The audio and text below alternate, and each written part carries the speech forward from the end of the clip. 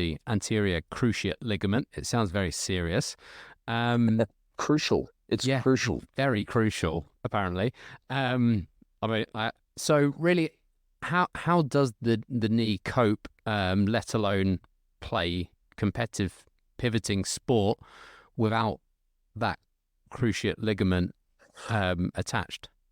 Well, this is where it's even in my own practice, Tim, and how I used to think has shifted in the past 4 years. So that 10 years ago, like I was saying earlier, when I looked at the best of the best studies, I actually did read some papers. There was a couple of smaller studies, 20 patients, 50 patients, 60 patients, that showed the ACL could heal.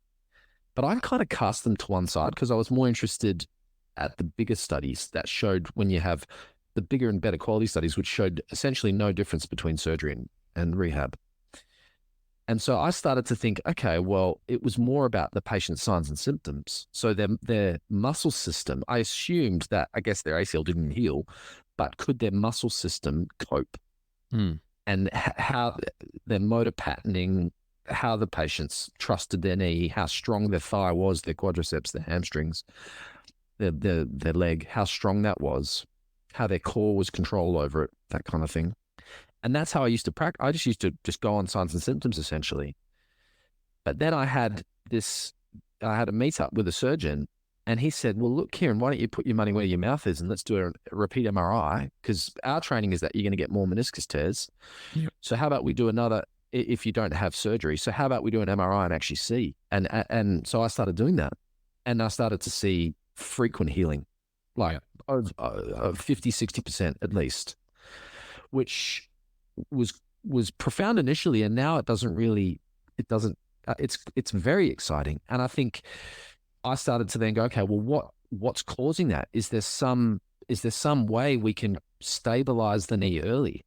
Do we need to have a brace, or is it just a heavy strengthening program? And there's actually a fascinating paper from the US that shows that it was about 20 odd, pretty sure, female soccer players, and they did an MRI of their ACLs early on in the season, and they looked at they did a strength and conditioning program over a season, and they followed them up at about a year after, and they looked at the MRI again, and the ACL had significantly increased in size. So in the same way that you can build muscle with a strengthening program, you can actually build girth and bulk into the ACL. Wow.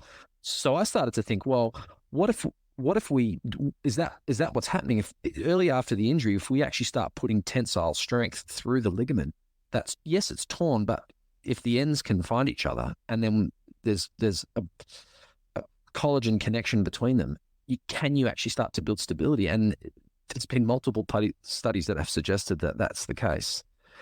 And then we've got this new research suggesting that when you brace it, that can further assist. And so to your question about whether it's people coping or not, my personal practice, and also a lot of the social media focus across disciplines and also in scientific debates, has been, can ACL tears heal? And so it's almost like it's become a side note that you can cope without an ACL, which absolutely is the case and is true and supported by multiple peer-reviewed studies. But it's what's happening when the patients first injure their knee. What are we doing to that knee? We can't just let people go out, run around, go have a night on the town after they injure their knee. They have to keep it steady, stable. And there's some new theories about how we can best improve that, and some really cool studies that are showing the rate. It's not like a pie in the sky dream or some 30 that ACLs can heal. It's actually a high percentage.